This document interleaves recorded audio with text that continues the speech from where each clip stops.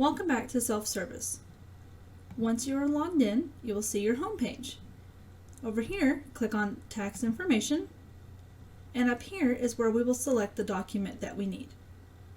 If you click on 1098 Information, that's going to be where your 1098-T is located. If this is your first time, it will ask you to select an option to set your preferences.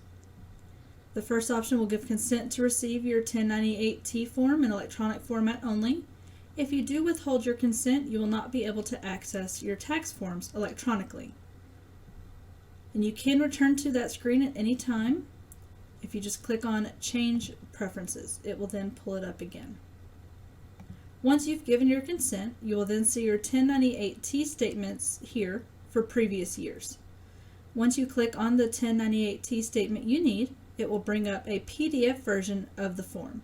You can then save and print these for your records.